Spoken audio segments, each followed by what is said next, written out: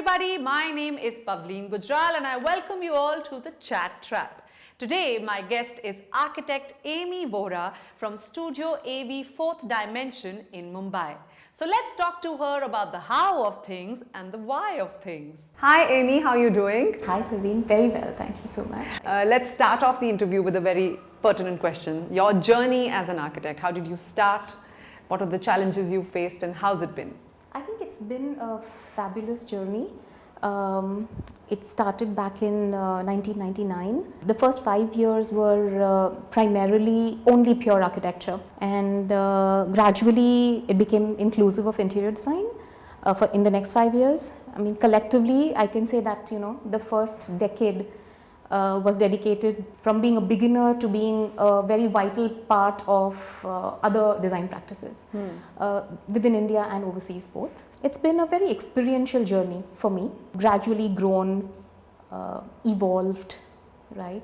It has kept on evolving and it allowed me to evolve every time and create a response for the next time. So by default, I think it became process oriented, right? Because you're making mental notes or learnings from the past, right? That is how you're evolving, that okay, this is what I did right, this is what I did wrong, next time I need to change this, or this can lead to this outcome kind. So it became very process oriented, where we started putting things together, right? Archiving our experiences together and kept making it better and better every time. That's how it's been. Okay, lovely. And what are the challenges that you faced during this 20 years of a journey as an architect and now having such an established design firm? So I think the first 10 years I was only a learner, I would say. After that there was a break, right? So I think the mom role kind of demanded a little more time from me, and that is when I decided to actually quit, right? So I actually decided to quit, that okay, I'll take a break for some time, let me see how things work out. That's how the first decade ended, kind of for me. And I wouldn't say it was an end. It was probably a beginning to the next decade, and an unplanned beginning, because I had no plan in mind. I just realized that the mom role needed some time, and as I was nurturing my son, I think that desire or that feeling to get into detailing. So I think somewhere my personal life and professional life both were going parallel. You're both going hand in hand. So while I was crafting little detailing to nurture my son, I also nurtured more design by the side simultaneously. They were both your children? They were both my children, absolutely. And then I would say that thanks to the first client who did not let the architect in me rest. Yes, absolutely. All credit to that client. All credit to that client, because like I said, it was unplanned. I didn't know what I was going to do. I just said, okay, here's a break and we'll see what to do next. And thanks, have a lovely family who was very, very supportive, especially my husband. And I think the whole idea of setting up the firm AV 4th Dimension was his. I was not up for it. It was his idea that you cannot waste your talent. So we have to do something. You'll be in your comfortable space and do whatever you want, but we have to do it. And I found some fabulous contractors, some fabulous suppliers, fabulous people who work for me, who all supported the entire journey. So I think that is how AV 4th Dimension was kind of born, and we took it steadfastly, honestly. I mean, never wanted to race or run a plunge for something. We just took it steadfastly. And do you think your sensibilities as a new mommy, you brought something new to the table? Do you think that you reinvented yourself also, so to speak, with the next decade? Absolutely. Because like I said, so it has been a journey from macro to micro for me. I'm an architect, got into interior designing, and here I was now getting into detailing, into the finer aspects of design. And I think that is where product design became, suddenly the design philosophy for us, right? So it was like a complete inward journey, right? And today, after setting up the firm for 10 years and independent practice for 10 years, I think we are ready to roll and kind of complete the circle today. So today we are doing projects which are, architecture, interiors, and, clients are very, very happy to use some of our products as well. Our products are being used even by other designers. We've never really marketed or promoted it. It has just been word of mouth. I mean, our business has only been word of mouth. So I think it was really good. Well, that's incredible that your business has grown so much with just purely word of mouth. Which brings me to my next question, that is digital marketing, social media, PR. How important do you think is to the industry, and does your firm Studio AV4 Dimension are also involved in any kind of digital marketing? So to be very honest, I have been on and off featured, have been part of various panel Right. discussions or programs and stuff like that. Consciously as a firm, I have never really put in extra effort to do something by myself, that okay, I want to be on this platform. A lot of other people have spoken about us. I think the maximum that I did was when my son was appearing for his year 12 exam, because I was sitting at home, Right. helping him with his studies and making sure he got the right food at the right time. I think that's when I put all of my work together and did a couple of Instagram posts that year. Right. But that's about it. Yeah. So we're very much into a niche space, I would say. Limited work, limited clientele, very passionate about what we do. So, and we're creators, right? So it's been an inward journey from macro to micro, and today we are in the process of completing it, the other half of it, where we are now traveling from micro to macro. So I think, and social media is what you were asking me. So yeah, I have not been actively marketing ourselves, but yeah, I believe that in today's times it is inevitable, it's very, very necessary. That's the new way of socializing, especially the millennials and the upcoming generations. I think that will be the platform to be on. So do you notice a change from how these new generation of designers who come to work for you, and when you started, do you notice a change in the industry and how architects have evolved?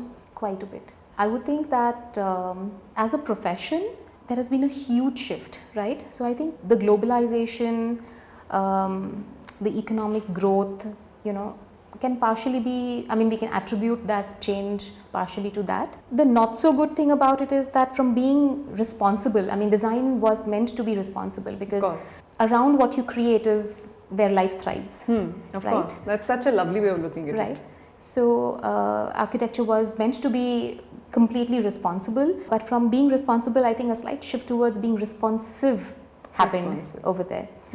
It's again, I would say it is growth, it is positive, it's not negative, because you always you build upon it. I wouldn't say that it's for the bad or it's not the right thing or stuff. With time, with the changing demands, with the new compliances, with the more demanded efficiencies and more productivity, I think new methodologies had to be adopted. So I think it's absolutely fine doing that. But the not so nice thing about it is that in the process of trying to realign ourselves or re-strategize or refit into this, design somewhere got lost. Right. So I think even today it's not too late. I think COVID has been a reality check for all of us. We were all running at a very fast pace, and here it is completely brought us to a standstill, right? It says that slow down, step back, right? Just step back so that you can widen your cone of vision and see what went wrong, right? And then restart, right? Of course. So it's really asking us to do that.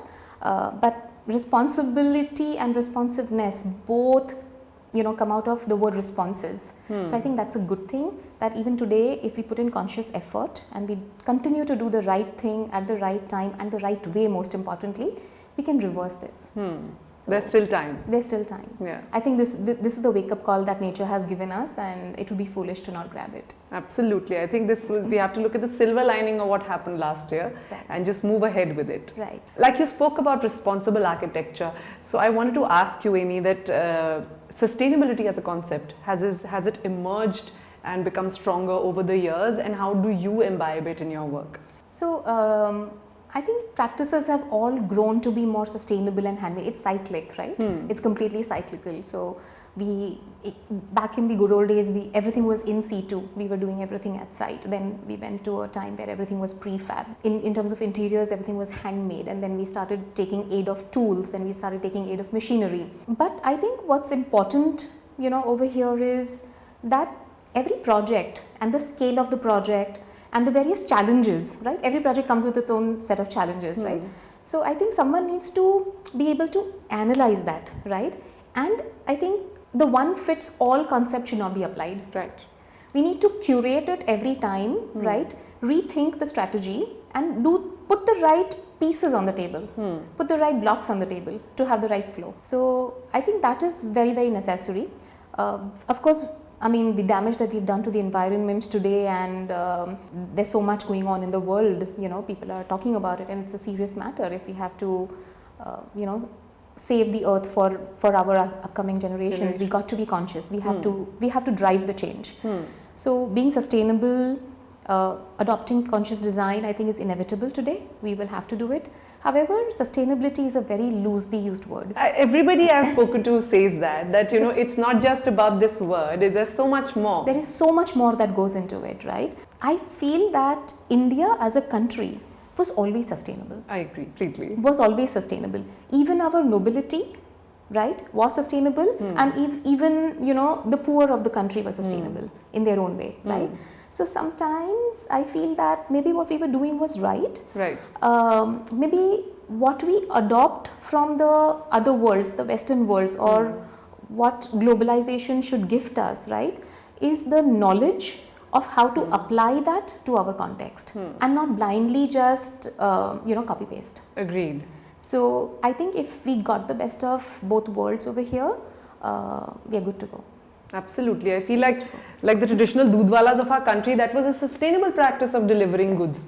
But now it comes in plastic packaging and everything. So we've moved away from being sustainable as a country. Right. Which is, so I feel as architects, there's a major responsibility of starting from scratch with that same concept. In our projects in the last couple of years, besides being aware of the materials that we are using, right, the alternate materials that we're using, simple things like in the interior fit outs especially, right, architecture is much easier to adopt sustainability into, of course, right, even product designers, but interiors is something I think that really raises the carbon footprint substantially, because it's all about luxury, right? Interior design is all about luxury. Not everyone in this country can afford an interior designer and can do their homes or spaces the way they like. So it comes with a hedonistic value. It still has that social stratification. It is not a way of life or a lifestyle in our country. So I think the carbon footprint goes substantially higher over there. So the few things that we do is that any demolition that we have done, if there is bricks that comes out of it, or the C4X blocks that come out of it, we use the same to do the COBA. Oh, how nice. Right? Okay. So we don't throw it as waste. So we've tied up with a couple of our plywood suppliers, where even the sawdust from the shavings of the wood and the ply is also collected, and we send it back to their factories. Oh, that's amazing. Instead of trashing it, because in Bombay we pay through our nose even to trash that waste. Right. So those are the few things we have kind of adopted. Even some of the marble waste, for example, or the wood or veneer waste, we take it to the smaller workshops, with the permission of the client, of course, and we're trying to work out, this is a new thing that we are doing, where we are trying to work out if we can create some surfaces like tabletops or wall panels or something, depending on how much the wastage. We work very hard to minimize the wastage. Right. So maybe we don't have too much left, maybe we can make just a handful of tabletops or something like that, but something which the client could probably put to good use, rather than just throwing it away. That is so thoughtful. That's really, really thoughtful. I wish that everybody would think like that. So a different topic now, that how do you unwind as an architect? You're such a passionate architect and now product design person. How do you unwind? So I never get tired. So you never get tired? Wow. What is your mantra? I would like to know. I also would not want to get tired, Amy. I just love what I'm doing, so I never get tired of it. So on a very bad day, physical fatigue can set in. If you've been out on outstation jobs especially, then it's very hectic. It gets a little hectic, with the drives and with the flights and the timings, flying in and out and standing at site all day and stuff like that. So that is when it gets onto you. In Bombay, it never happens. But yeah, I just love what I do, so fatigue never sets in. And when I come home and I get a nice hug from my son or my husband, I think the job is done. That's a day worth it. It's a day that you've worked hard for. Yeah. But what do you do when you're not at work? After my son has left for university, I think I'm perennially at work. Oh, really? Okay. Before that, I had a lot of time that I would spend with him. So we would, read books. We would play a lot of board games. We were, big into board games. And you cooked for him also? And I cooked for him as well. Going for our runs, together, and doing our workouts together. So I think I spent a lot of quality time with my son, and that my life really revolved around him, till he was around. Just like a doting mother, every mother, in Indian mother especially, your life revolves around your kids. Yeah. And then, how has that been? How have you been able to balance work life and mommy life? I'm sure it was a big shift. So it hasn't come easy. To be very honest, it hasn't come easy. But I think if you just stay with the thought that you want to do what is right at that moment, right, then I think that drives it.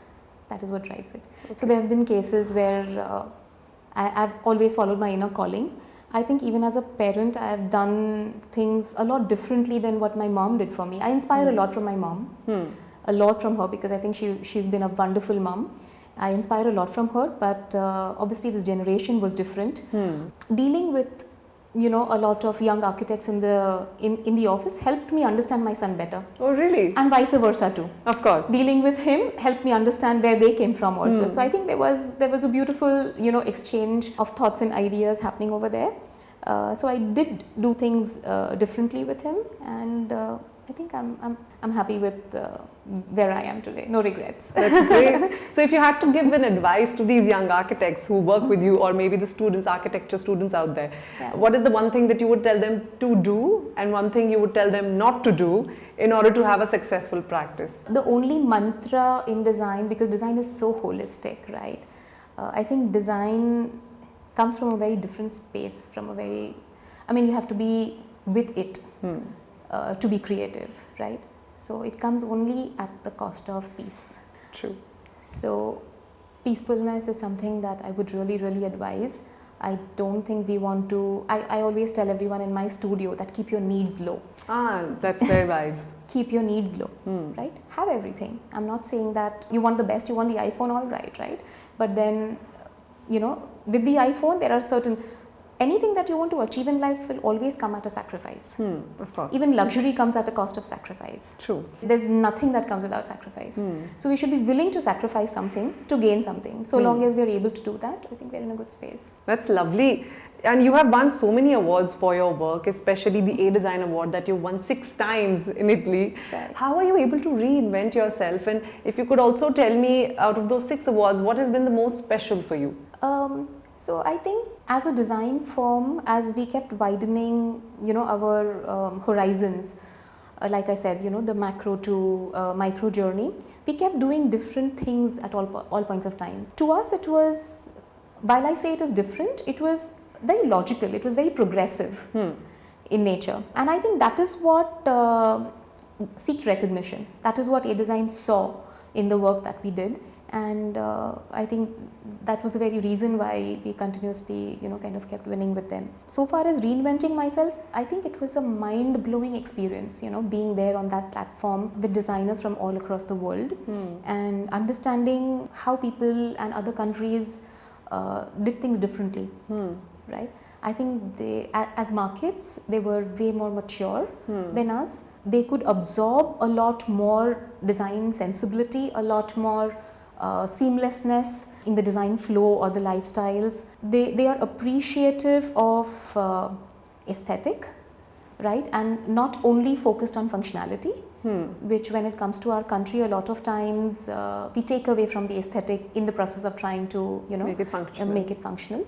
So I think there's a huge learning over there. Even I understood sustainability, right, or conscious design by being on this platform. I think the exposure has been fabulous, but unfortunately we are not able to adopt all of that, or even half of that still, because I think in our country, because people are not yet that open. There are some people who are open. That's one thing. I mean, when we say that, where we are well traveled, we have globalized, we've picked a lot of things from the Western world, but I think we've not picked the right stuff sometimes, I feel. So, but it will happen. It'll happen. I think the newer generations are way more connected with those things, and it will improve at some point. Okay, lovely. So, Amy, a project that you have felt really passionate about in the near future that you're going to do, or in the recent past that was very special to you? Projects that we are about to do, I'm very, very excited about this small hospitality project that we are doing in southern India. It's not pure hospitality, it's a kind of mixed development. So I'm excited about that, and we'll see the outcome in maybe a year or two, because it's a big project. Best of luck with that. Thank you so much. Of the past, like I said, we keep evolving all the time, so we learn and we move on, but there's this one project that I've never been able to get over. It was a part of a larger residence, but we did this beautiful 45 feet by 10 feet wall using an Indian craft from Mysore. It's known as marquetry work. And we did it a little differently. I mean, besides using wood, we also included semi-precious stone like mother of pearl, different varieties of, the mother of pearl, like the abalone and the different shades that we incorporate in that. This has been one of, the winners at A Design as well. And very close to my heart, maybe because when I created this, right, is when I was really mentally with my son, because he was going through the 4 critical years of a student life. Okay. Right? So I was very, very close to him at that time. So I think it emerged out of an emotional space, and that's probably why I didn't get over it. And I saw that feeling, that bond of mine with my son resonate in the clients. Oh, how lovely is that? Right. So she had 2 little kids, and it was the Vastu, if I remember correctly, of the house that pre-decided that the kids' room and the parents' room was going to be on 2 ends of the house, of the floor plate, right? And the kids were like maybe 5 and 7 or 5 and 8. So as a mother, you get a little skeptical, right? That, oh, so far my kids have been very close to me, right, in the adjacent room, and now they are a little, kind of further up from me. What if they need me at the night, in the night and stuff? So I could sense that, bond, the same one which I was sharing with my son at that relate to it. I could relate to it. And that is where we created this beautiful narrative. We inspired from the poetry which was written by Rabindranath Tagore on, the champa tree. It's called the champa tree. And we created like a whole mangrove of champa. Oh, lovely. Yeah, and I think the highlight over there in that poetry was basically, the bond of the mother and the child. Impish behavior of the kids, is reflected in the playful, branches of the champa tree, and the birds chirping, and, the flowers blooming and stuff like that. So I think that's one project that is very, very close to me, and I've never gotten over it. Otherwise you move on, right? You move on to the next one. So where was this placed, this creation? So it was a large wall. So I mean, like I said, the 2 suite rooms were on 2 ends of the floor plate, one on the opposite wall and one on this side. So the entire wall, which was 45 feet long passage, it was the hallway, right? Which is what we created. So, and we opened the doors of the kids' rooms to that wall. And they just had to follow the branches to find their trail to mommy. How lovely! That's such a lovely thought. Even when you're explaining it, it sounds so wonderful. Yeah. So I'm sure when they experience it day in, day out, it's going to be. It's really interesting when you create, like you said, you create living spaces for people. Right. I feel like you also get emotionally involved with the whole thing when you address a client. Absolutely. How do you approach it? Like, what is the first thought that comes to your mind when you start creating? I don't approach. I only be a good listener. Okay, that's lovely. That's also approaching it in the right way. Yeah, so I just go with an open mind. I think to begin with, you have to be a very good listener, because you're designing a home, right? It's a very personal space, right? And there are so many relationships happening over there, right? And India is still a family-oriented country. We still live in joint families, however big, even if it is a 10,000, 11,000 square feet of an apartment in Mumbai or a home anywhere else in India, it's still joint families. So there are a lot of voices there, right? So you have to be a good listener, you have to absorb it all, then you have to start, kind of deciphering that, okay, this is the voice that has to come in the forefront, this is the one that has to be pushed back. Then there are more interactions. So I think the first few sessions is only understanding. Okay. So once we understand, that is when the design journey begins for me. And I'm a morning person, so usually the best thoughts come to me in the morning. In the morning, yeah. Same here. I feel like morning people have the best time of the day is in the morning when you're fresh and you can think. Yeah, because great that is when thoughts. you can hear the right voice and you're able to put the building blocks together. True. And that's how the design flow begins, you know. So some of the blocks can just be very bold statements, some of them can be beautiful, you know, heartfelt narratives like, you know, we just discussed some time ago. And some of them are, you know, probably just extensions or aberrations of various elements, which are then, you know, kind of going to define the seamless lifestyles that we are trying to create over there. Lovely. Okay, so this is the final question, which is about what do you predict for you and for the firm, Studio AV 4th Dimension, for the next 5 years? What do you want to achieve in the next 5 years? So that's a very tough question to ask when everything is in a state of chaos. Right? It doesn't seem so like that. You're so calm and composed. I agree. It's only that you know, mindfulness or being peaceful that has helped us sail through the chaotic times. Bombay is still quite bad. True. We have had a lot of, though we resumed our sites right from the first unlock, slowly and steadily. We've had a lot of challenges, but I think we've been mindful about it. We've worked around it. People have been adaptive. They've cooperated. Not easy.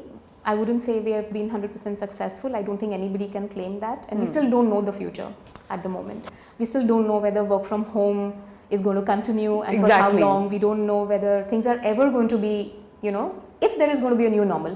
I think we're all just tiding times at the moment. We're adjusting to the current normal. We don't know what the new normal is going to be. Right. So had you asked me this question last year, my answer would have been very different. Very different. I agree. Yeah, but nevertheless, not taking away from that question, we are on a journey, as Studio AV 4th Dimension, we are on a journey where we want to complete the cycle. So we are looking forward to more outstation projects now that I have more time to, you know, dedicate to work as well, where we can do projects which are inclusive of architecture and interiors. We specialize in personalized spaces.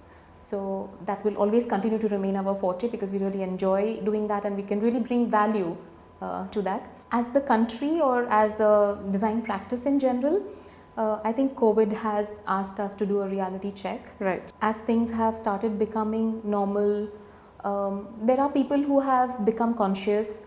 They have adopted the path of conscious design, sustainable designs, more human-centric designs. We've always been in that space, in that area in the past, and more so would want to stick to it now.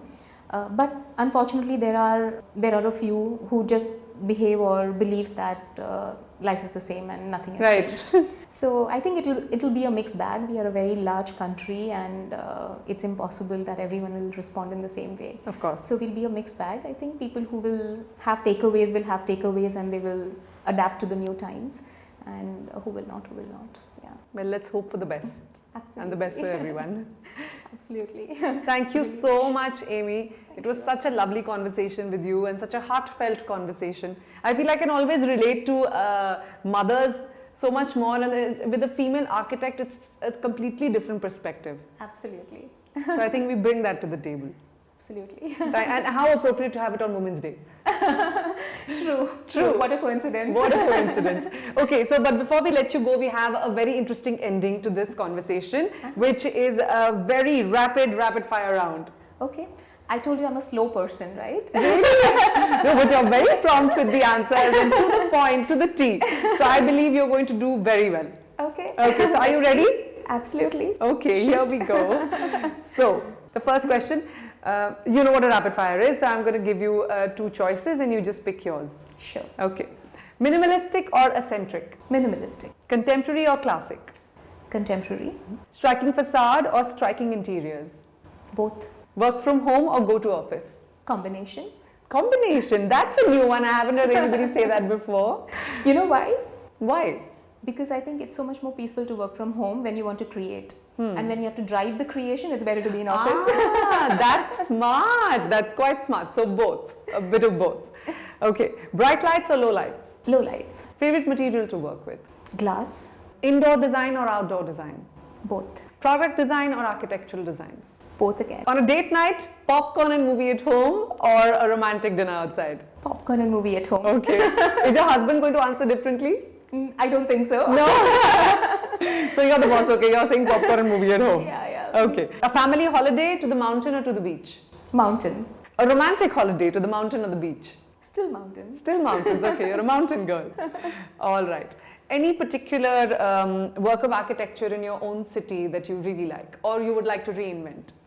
In Mumbai. In Mumbai? Or any other city that you like any work of architecture? So the only work of architecture which I have never been able to get over is FLW's Falling Water House. Oh, lovely, yes. Yeah, very, very close to me. Even his Enos Brown, I mean, a lot of his work, but I practiced in Los Angeles and Enos Brown House is over there.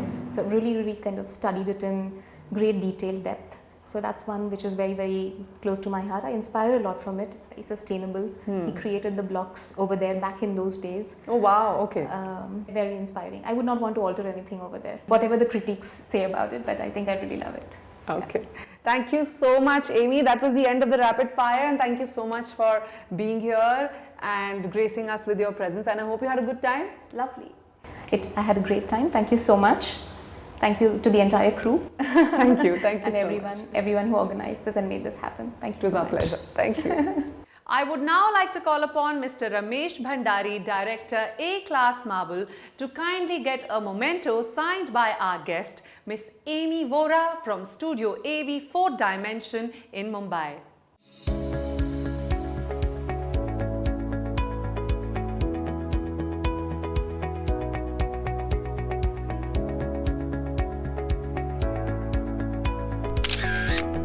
Amy was always intrigued by the how of things, and that's why she started her journey with architecture and design. Hello everybody, my name is Pavleen Gujral and I welcome you all to the Chat Trap. Today my guest is architect Amy Vora from Studio AV 4th Dimension in Mumbai. So let's talk to her about the how of things and the why of things.